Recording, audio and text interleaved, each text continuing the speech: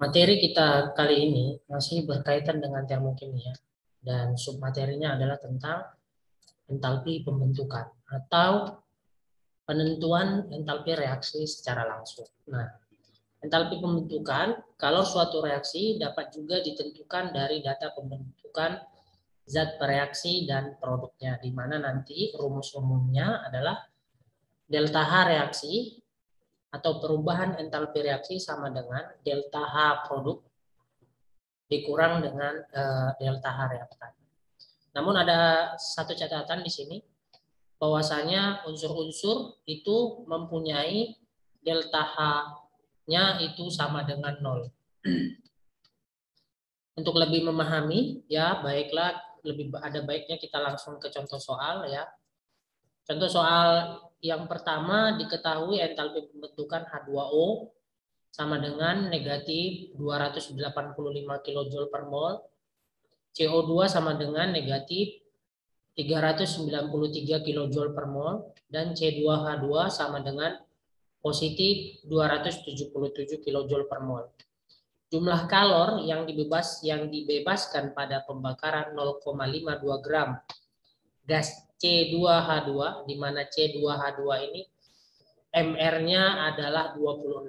Ya, jadi kita dalam soal ini disuruh menentukan jumlah kalor yang dibebaskan pada pembakaran C2H2 sebanyak 0,52 gram. Nah, seperti itu. Nah, yang pertama sekali kita membuat dulu apa yang diketahui dari soal ini ya.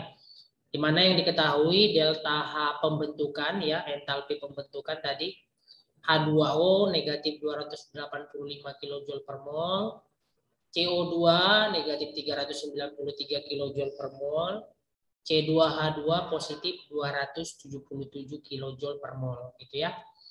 Kemudian yang ditanya adalah kalor yang dibebaskan atau Q pada pembakaran 0,52 gram C2H2. Nah, jadi langkah awal yang harus kita lakukan dulu adalah menentukan persamaan reaksinya. Jadi kalian juga harus tetap mengingat bagaimana cara menentukan persamaan reaksi ya guys. Nah, kalau reaksi pembakaran itu selalu ditambah dengan O2. Seperti itu kira-kira kuncinya ya, cara mudahnya. Nanti sudah kalian buat C2H2 tambah O2, itu kalian tentukan produknya bagaimana. Kebetulan di sini yang terbentuk adalah CO2 tambah H2O. Kemudian kalian buatlah supaya reaksi ini setimbang atau seimbang ya, dengan menambahkan koefisien reaksinya, di mana C2H2 di sini adalah 1, kemudian O2 ya 5/2, koefisien reaksinya 5/2, kemudian CO2 koefisien reaksinya 2, koefisien reaksi H2O ini 1 gitu ya. Bagaimana cara menentukannya itu sudah kita pelajari pada pertemuan tahun lalu ya, pada pertemuan pada pembelajaran di kelas 1 SMA. Kemudian sudah kita buat persamaan reaksinya, sudah kita setarakan persamaan reaksinya, kita buat sama ya jumlah atom-atom atau senyawa-senyawa atom-atom yang ada di sebelah kiri sama jumlahnya dengan senyawa-senyawa atau unsur-unsur yang ada di sebelah kanan. Harus setara. Kemudian selanjutnya kita tentukan rumusnya. Rumusnya itu adalah perubahan entalpi reaksi ya, delta HR sama dengan delta H produk dikurang delta H reaktan. Yang mana produk? Produk adalah setelah tanda panah ini guys. Setelah tanda panah yaitu CO2 tambah H2O. Jadi kita buat dulu delta H produknya. 2 kali delta H CO2, ini ada angka 2-nya juga harus tetap dimasukkan ya. Tambah delta H H2O. Ya, H2O kan 1, jadi tidak usah ada koefisien reaksinya, tidak usah dituliskan pun tidak apa-apa. Kemudian dikurang dengan delta H reaktan. Delta H reaktan berarti yang sebelum tanda panah ya, dikurang C2H2 tambah 5/2 delta HO2 gitu ya. Nah, 5/2 itu yang ini, koefisien reaksinya yang ini, 5/2. Tetap dimasukkan koefisien reaksinya. Tetap juga harus dituliskan koefisien reaksinya ya, guys. Nah, sudah kita buat seperti ini, kemudian kita substitusikan nilainya atau kita substitusikan harganya ya. Nah, delta HCO2 tadi adalah negatif 393, H2O negatif 285, C2H2 positif 277 yang ini ya. Sementara O2 karena dia unsur maka delta H-nya 0. Nah, kemudian kita tambahkan yang sebelah kiri ini, kita jumlahkan. Kita jumlahkan juga yang sebelah kanan, baru kiri dikurangkan dengan yang kanan ini ya guys. Hasilnya didapatlah bahwasanya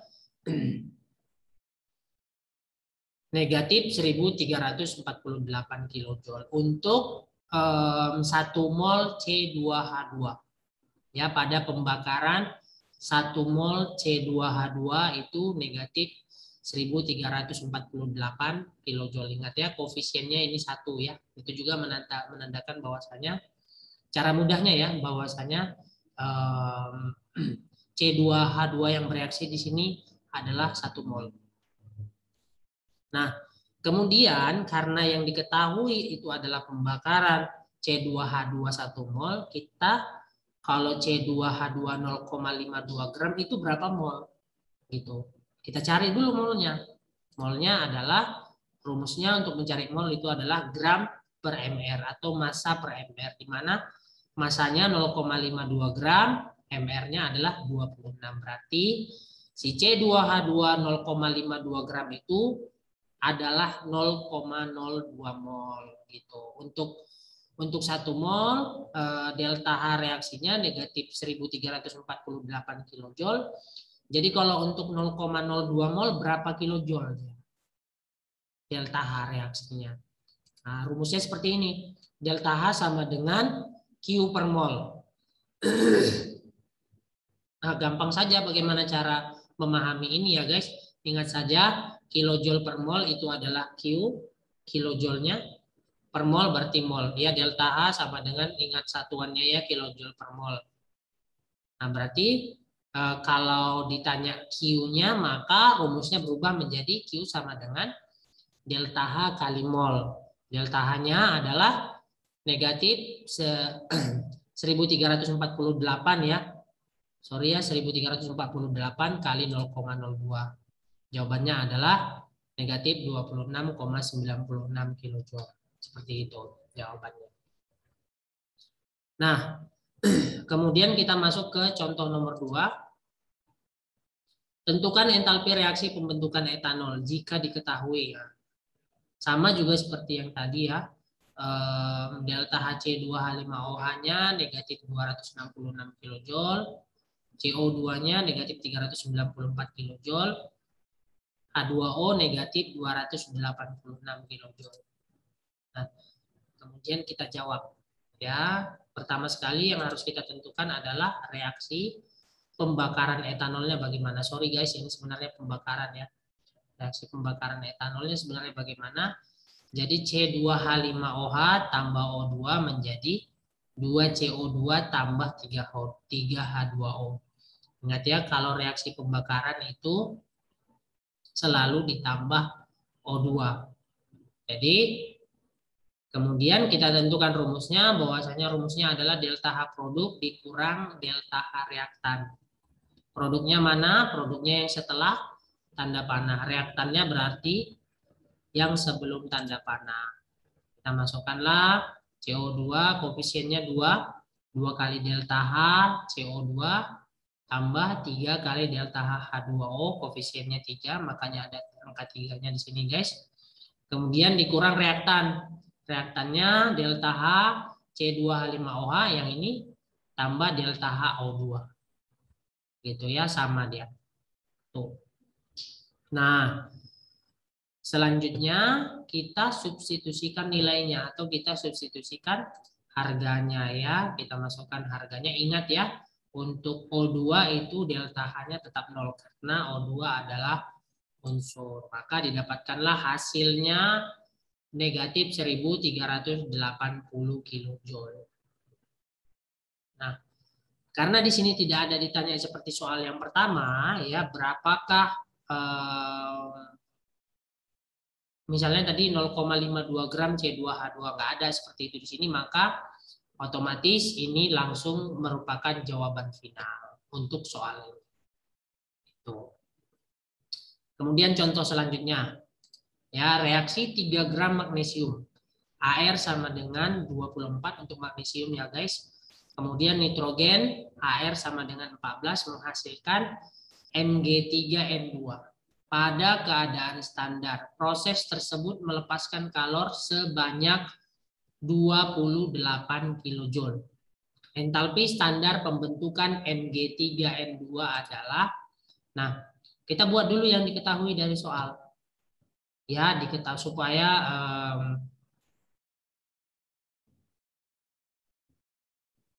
supaya membantu mempermudah dalam menjawab soalnya. Kita buat dulu ya. Air Mg adalah 24 gram per mol, massa Mg 3 gram, ArN2 14 gram per mol. Itu. Kemudian apalagi yang diketahui? Yang diketahui adalah persamaan reaksinya kita buat ya, Mg tambah N2 menjadi Mg3N2. Kemudian kita samakan koefisien atau kita setarakan reaksinya dengan menambahkan koefisien reaksi ya. Jadi Mg di sini koefisiennya 3, N2 koefisiennya 1, Mg3N2 koefisiennya 1. Jadi tetap harus disetarakan dulu reaksinya. Dibuat persamaan reaksinya, kalian buat persamaan reaksinya, kalian tentukan persamaan reaksinya, kemudian kalian setarakan. Nah, berdasarkan soal, ya proses tersebut melepaskan kalor sebanyak 28 kilojoule. Nah, melepaskan kalor, kenapa di sini negatif ya? Jadi kalian juga tetap harus ingat, kalau negatif itu apakah exotherm ataukah endotherm. Jadi yang ini juga tetap harus diaplikasikan ya, itu juga harus tetap kalian pahami dengan baik lagi ya. Nah, kemudian yang ditanya adalah delta HF. Soal yang ini berbeda dengan beberapa soal yang sebelumnya. Kalau yang soal yang sebelumnya yang diketahui adalah delta HF-nya. Nah, yang ditanya delta HR ya, perubahan entalpi reaksinya yang ditanya. Nah, soal ini kebalikan dari soal-soal yang sebelumnya. Yang diketahui di sini malah delta HR. Nah, yang ditanya kebalikan daripada soal-soal yang kita bahas sebelumnya. Bagaimana cara menentukan soal ini? Ya, sudah kita buat diketahuinya apa, sudah kita buat yang ditanyanya apa, kemudian kita jawab ya. Kita lihat kembali persamaan reaksinya ya, 3Mg tambah N2 menjadi Mg3N2, di mana perubahan entalpi reaksinya adalah negatif 28 kilojoule. Nah, lihat di sini guys, pada pembentukan 1 mol Mg3N2 terlibat 3 mol Mg. Dari mana kita bisa mengetahui ini? Cara gampangnya adalah dengan melihat koefisien reaksinya. Nah, kemudian langkah selanjutnya ya, kita menentukan mol Mg yang terlibat dalam reaksi. Mol Mg yaitu 0,125 mol ya, 0,125 mol. Nah,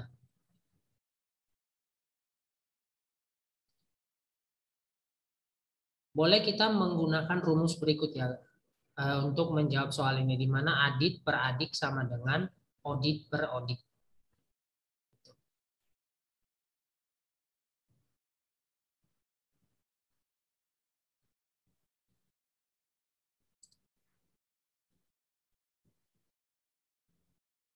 Nah, berdasarkan rumus ini kemudian kita ketahui bisa kita konversikan rumusnya jadi adit sama dengan odit per adik kali adik. Di mana dit ini itu singkatan dari ditanya. Kemudian dik ini singkatan dari diketahui. Gitu ya. Jadi apa guna daripada rumus ini? Kita untuk menentukan jawaban. Ya, boleh kita lihat, maka delta HF Mg3M2 adalah delta HF Mg3M2-nya boleh kita lihat di sini guys ya. Jadi yang ditanyakan adalah delta HF Mg3M2. Itu kita gantikan dari adit, kita buat delta HF Mg3M2. Nah, karena di sini A, kemudian berarti delta HF itu atau delta H itu A. Kita ganti A itu delta HF. Makanya yang terakhir di sini juga delta H. Sementara O kita ganti dengan mol. Ya, mol Mg. Mol Mg. Gitu. Mol Mg kita ganti dengan O. Kita substitusikan. A kita ganti dengan delta HF. Atau delta H. Gitu. Kemudian selanjutnya kita substitusikan harganya. Ya. Nah, yang ditanya adalah delta HF Mg3M2. Mol Mg yang ditanya itu 3 mol. Ya, mol Mg yang ditanya 3 mol berdasarkan soal. Sementara mol Mg yang diketahui berdasarkan soal maksudnya berdasarkan soal juga itu adalah 0,125 mol yang terlibat berdasarkan 3 gram magnesium. Itu.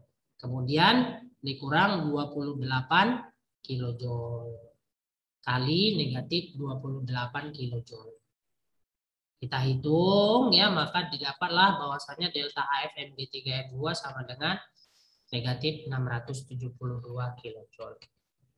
Jadi begitulah cara untuk menjawab beberapa soal dalam submateri entalpi pembentukan pada materi termokimia. Terima kasih.